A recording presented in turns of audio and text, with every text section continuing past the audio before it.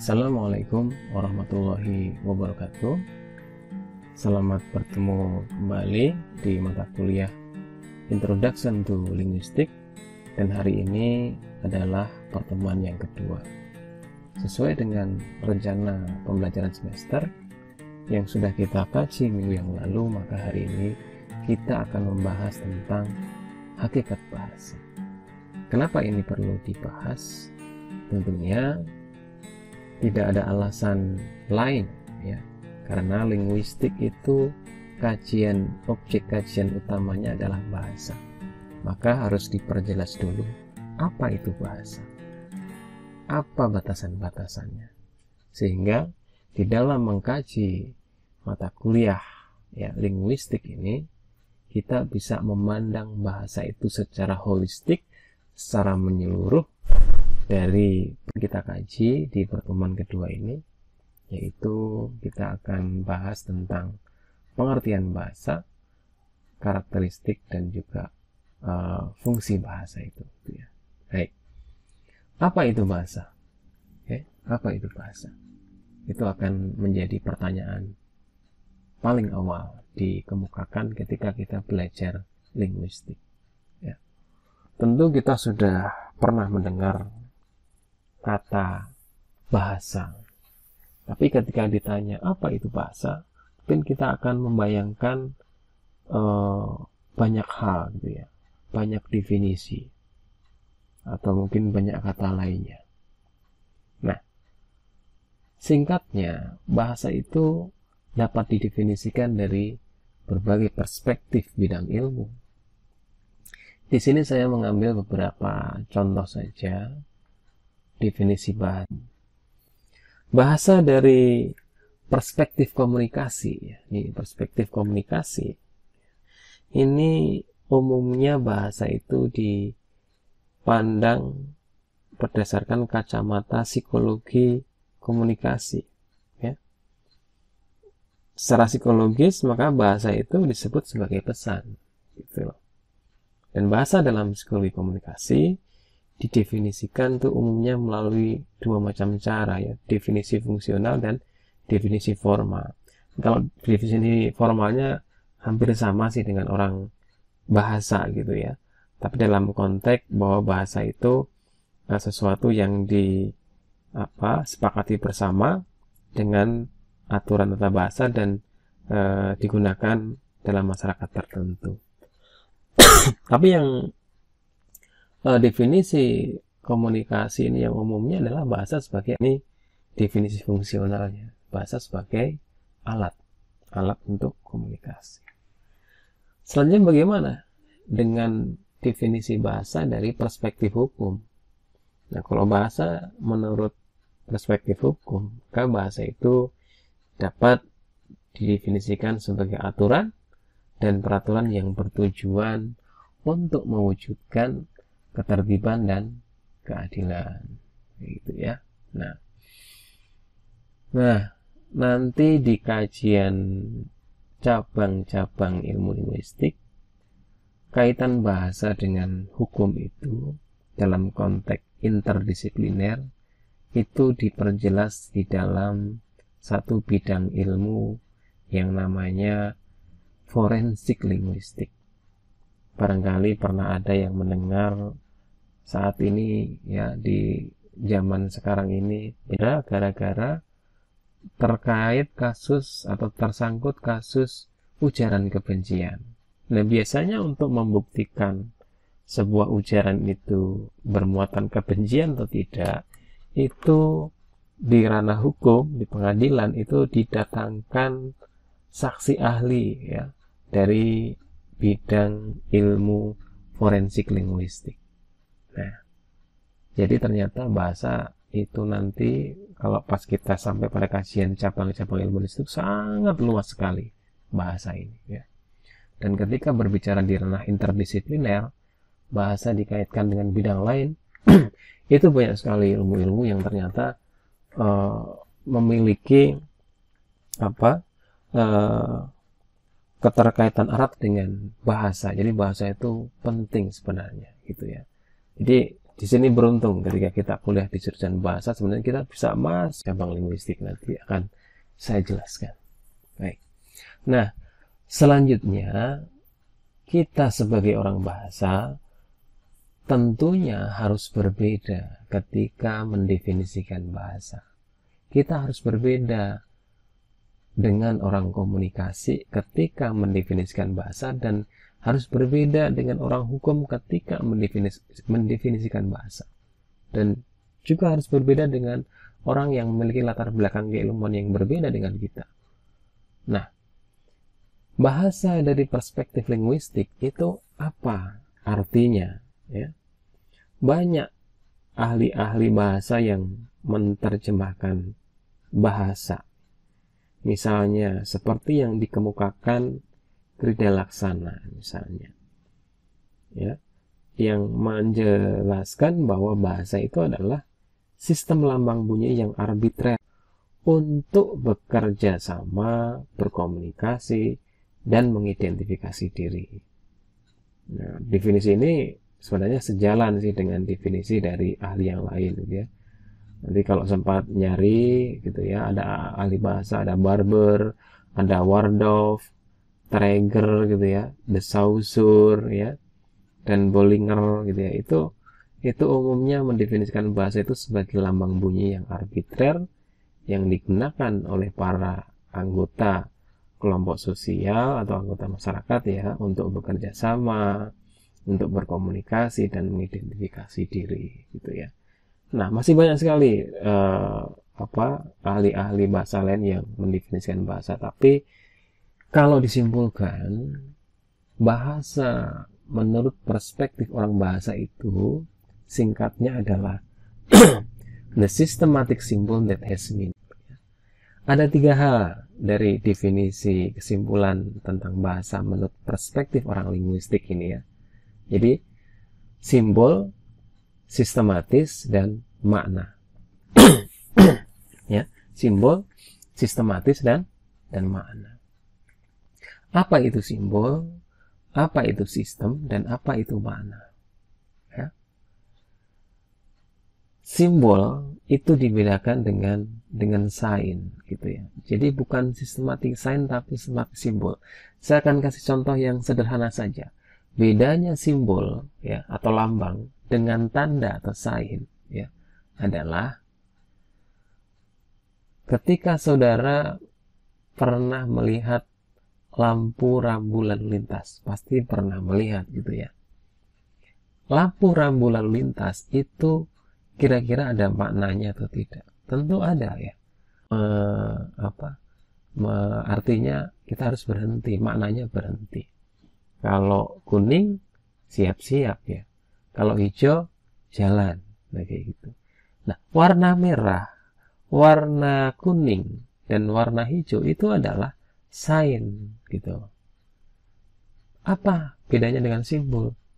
Merah itu yang warna tadi ketika dituliskan ada M, ada E, ada R, ada A, ada H, itu adalah simbol ya. Simbol gitu kan, merah. Kalau dalam bahasa Inggris mungkin apa? Red ya, R E D, atau kalau mananya tadi berhenti B E R H E N T I, atau dalam bahasa Inggris STOP, stop, itu adalah simbol ya. Nah, itu bedanya. Nanti kita akan kupas lagi di bahasan ketika kita mengkaji pendahuluan untuk morfologi ya. Kemudian sistematis, sistem. Apa itu sistem? Kalau kita mendengar sesuatu yang sistematis, itu umumnya adalah sesuatu yang kompleks ya. Jadi sistematik simbol itu berarti simbol yang kompleks. Kenapa bisa demikian? Saya kasih contoh untuk sistem itu. Kenapa sistem itu kaitannya umumnya dengan sesuatu yang kompleks. Ketika kita pernah mendengar sistem pencernaan makanan ya dalam manusia, itu kira-kira simple atau kompleks? Tentu kompleks. Kenapa? Tidak mungkin terdiri dari satu bagian sistem pencernaan makanan gitu ya. Oke, itu mungkin umumnya kan dimulai dari apa? Makanan dimakan, kemudian kunyah oleh mulut kita, nanti bercampur gitu kan ya, dengan enzim ya, enzim amilase misalnya, kemudian nanti masuk ke perut kita, ya kan? Kemudian nanti diserap makanan itu perjalanan juga ada usus kecil, usus sampai ke usus besar. Nah, ini sesuatu yang sistematis. Dan sistem seperti sistem pencernaan makanan tadi, ketika ada gangguan di salah satu bagiannya, maka akan mengganggu jalannya sistem itu. Nah, nanti bagaimana dengan sistematik simbol dalam konteks bahasa ini? Sama, simbol-simbol itu terkait satu dengan yang lainnya secara sistematis. Misalnya dalam level kata, warna merah tadi ketika dituliskan MERAH atau bahasa Inggrisnya red, RED, bisa nggak ketika itu kita acak menjadi, harusnya kan red ya, itu menjadi, tentunya tidak bisa karena dia harus sistematik simbol. Jadi harus ada rule-nya, dan rule-nya ini nanti di bahasa itu ada kajian tentang grammar. Nah, grammar atau kalau di linguistik nanti di kaitannya dengan sintaksis gitu. Nah, ini jadi sistematik simbol itu seperti itu. Jadi bahasa juga sama, sesuatu yang sangat rumit bahasa itu. Kalau bahasa itu dibedah ya, nanti ada banyak komponen-komponen di dalamnya. Bahasa itu ternyata terdiri dari bunyi. Maka nanti ada cabang ilmu bahasa yang mengkaji tentang bunyi bahasa ya. Seperti saya ketika berbicara ini kan ada bunyinya ya, ada yang mengkaji bunyi bahasa itu, ada ilmu cabang ilmu bahasanya itu apa namanya, fonetik dan fonologi misalnya. Nanti bahasa ketika dituliskan tadi ada kata ya, ada nggak yang menjelaskan seluk-beluk kata itu? Ada, yang disebut dengan morfologi dan seterusnya. Nanti ada kalimat, ada diskurs atau wacana, ada maknanya. Nah, iya terakhir nih makna, yang ketiga makna. Apa itu makna? Ya, makna. Jadi bahasa itu adalah the systematic symbol that has meaning. Jadi bahasa itu ada maknanya. Bahasa itu kalau nggak ada maknanya ya meaningless ya, nggak ada artinya. Maka makna ini menjadi hal yang penting. Jadi tidak hanya simbol yang sistematis, tapi juga harus ada maknanya. Kayak tadi misalnya red disusun secara sistematis, R ditambah E tambah D ya, dan artinya apa, ada nggak? Ada. Red itu merah, maknanya merah gitu ya, konsep maknanya adalah merah. Nah, ini secara sederhananya ya untuk definisi bahasa menurut perspektif orang linguistik. Ketika disimbolkan dia adalah the systematic symbol that has meaning.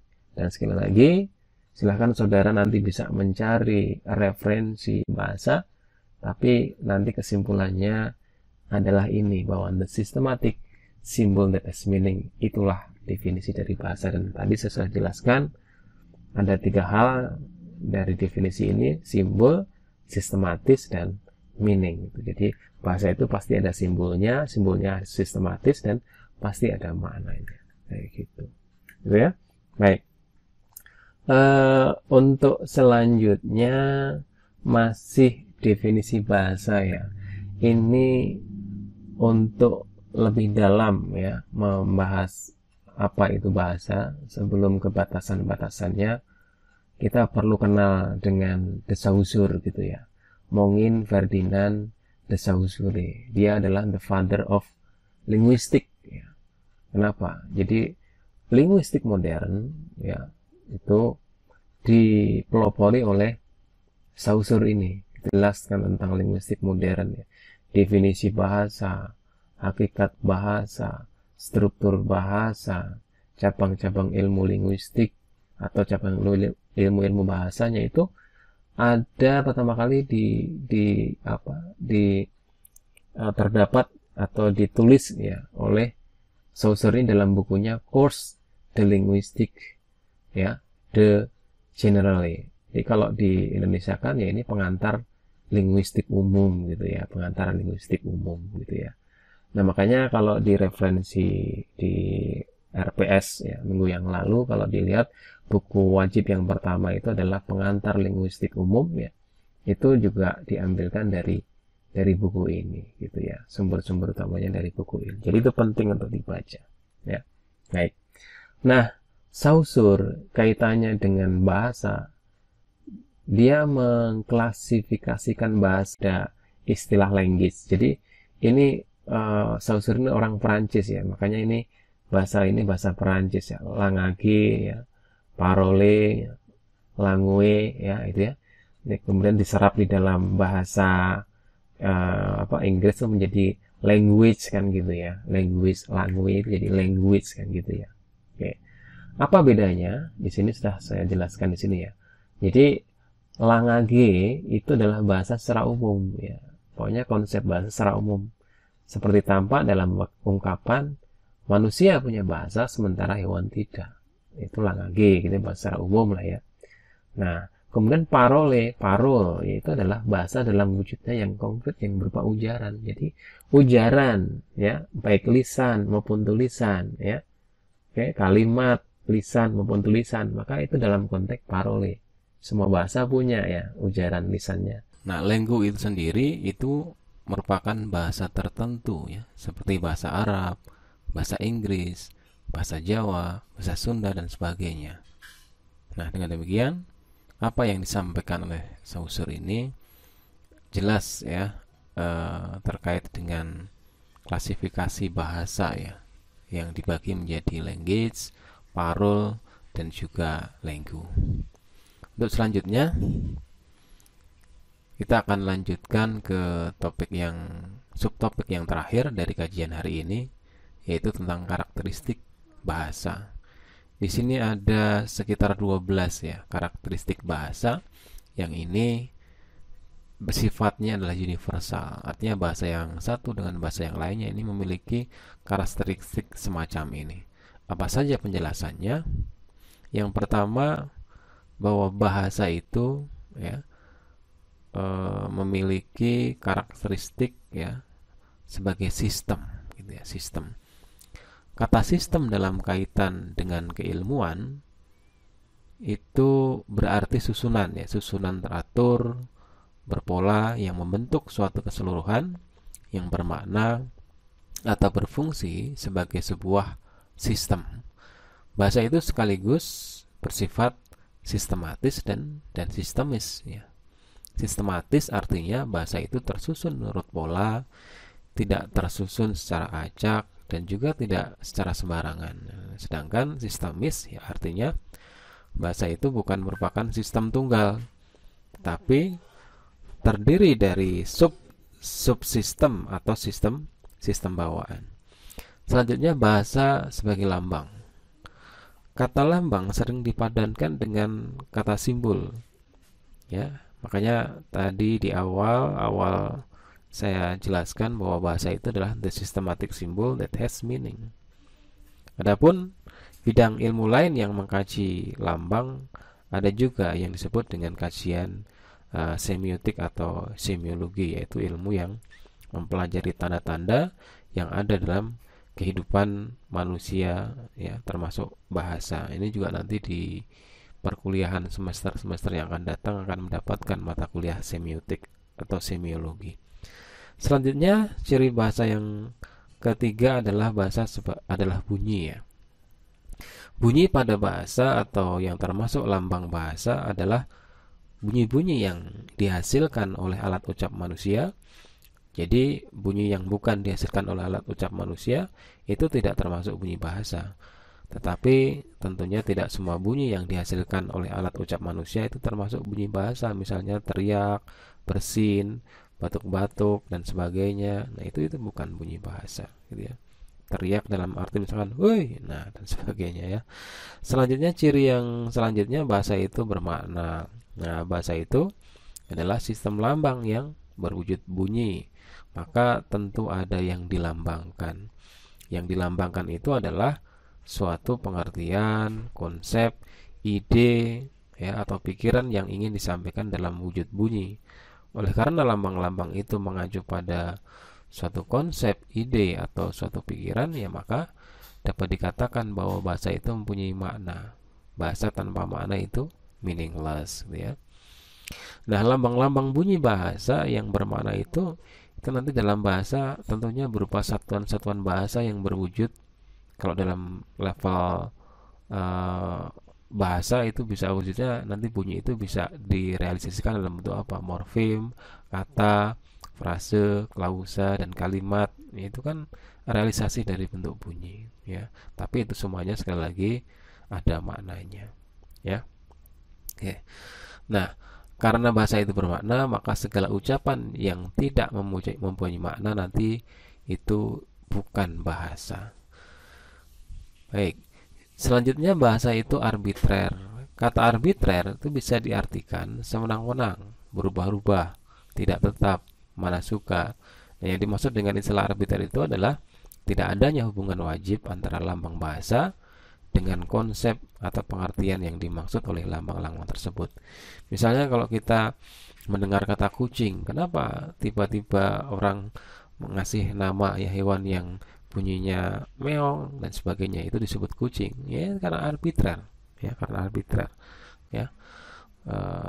Itu mungkin kalau orang Sunda nyebutnya apa, nah itu kenapa disebut itu, ya itu juga arbitrer, mana suka, ya. Kemudian bahasa itu konvensional. Meskipun hubungan antara lambang bunyi dengan yang dilambangkan bersifat arbitrer, ya, tapi ya, penggunaan lambang tersebut untuk suatu konsep tertentu itu bersifat konvensional. Artinya, semua anggota masyarakat bahasa itu mematuhi konvensi bahwa lambang tertentu itu digunakan untuk mewakili konsep yang diwakilinya. Selanjutnya bahasa itu produktif, ya. Jadi produktif ini mengacu pada meskipun unsur-unsur bahasa itu terbatas, tetapi dengan unsur-unsur yang jumlahnya terbatas itu dapat dibuat satuan-satuan bahasa yang jumlahnya ya tidak terbatas. Ya.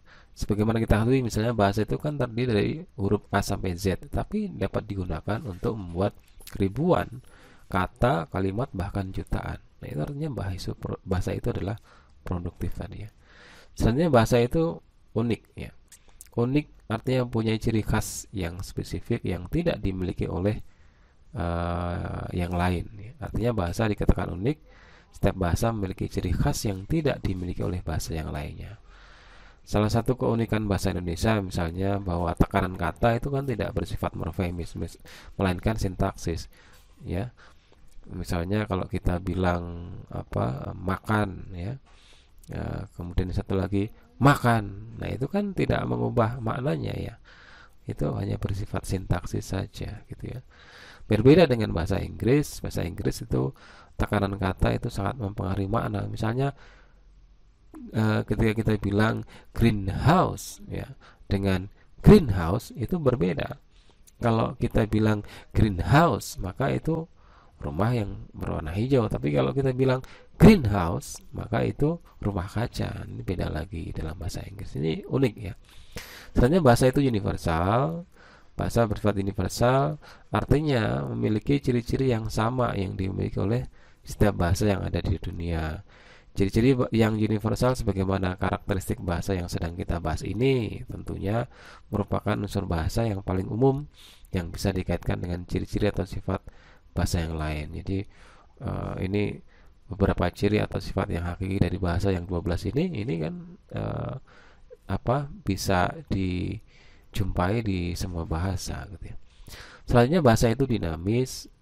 Bahasa tentunya satu-satunya milik manusia yang tidak pernah lepas dari segala kegiatan dan gerak manusia sepanjang keberadaan manusia itu sebagai makhluk yang berbudaya dan bermasyarakat. Karena keterikatan dan keterkaitan bahasa itu dengan manusia, ya. Sedangkan dalam kehidupannya di dalam masyarakat, kegiatan manusia itu tidak tetap dan selalu berubah. Nah, maka bahasa itu juga ikut berubah, tidak tetap, tidak statis, ya. Karena itulah bahasa itu disebut dinamis. Misalnya kalau kita berbicara dalam konteks bahasa gaul, ini kan menunjukkan bahasa itu sangat dinamis ya. Artinya tiap generasi anak muda itu hampir ya, tiap generasi anak muda itu memiliki bahasa gaulnya sendiri-sendiri. Sekarang bahasa gaul yang di zaman sekarang ya, apa gitu ya. Kalau yang sebelumnya apa itu punya bahasa gaulnya sendiri-sendiri ya, gitu ya. Selanjutnya bahasa itu bervariasi ya. bahwa anggota masyarakat suatu bahasa biasanya terdiri dari berbagai orang dengan berbagai status sosial dan berbagai latar belakang budaya yang tidak sama. Anggota masyarakat bahasa itu ada yang berpendidikan, ada juga yang tidak, ya. Ada yang tinggal di kota, ada yang tinggal di desa, ada orang dewasa, ada orang anak-anak dan sebagainya. Oleh karena itu, latar belakang dan lingkungannya yang tidak sama itu, maka bahasanya itu akan bervariasi. Misalnya bahasa di kalangan akademis kan umumnya bahasanya formal gitu ya. Itu beda lagi dengan bahasa yang digunakan bahasa sehari-hari oleh misalnya kalangan sopir, kalangan penemuan pasar, tentunya itu berbeda ya. Yang tentunya mereka cenderung non formal. Nah, kemudian bahasa itu manusiawi, ini cara karakteristik terakhir, bahwa alat komunikasi manusia yang namanya bahasa itu bersifat manusiawi, dalam arti hanya milik manusia dan hanya dapat digunakan oleh manusia tentunya. Tentu ini berbeda dengan alat komunikasi binatang misalnya ya, yang bersifat terbatas, dalam arti hanya untuk keperluan hidup kebinatangannya itu saja. Kalaupun ada bahasa binatang ya yang dapat mengerti dan memahami serta melakukan perintah manusia dalam bahasa manusia, yaitu umumnya sih karena latihan yang diberikan padanya, tapi tidak alami sebenarnya itu ya, karena dilatih ya.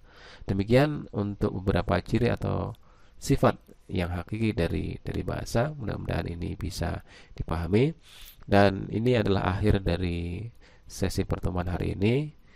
Jika ada hal-hal yang ingin ditanyakan, silahkan bisa ditulis di komentar, di add link, atau bisa juga nanti kalau sudah ada WA group itu bisa disampaikan di WA group. Oke. Terima kasih atas perhatiannya.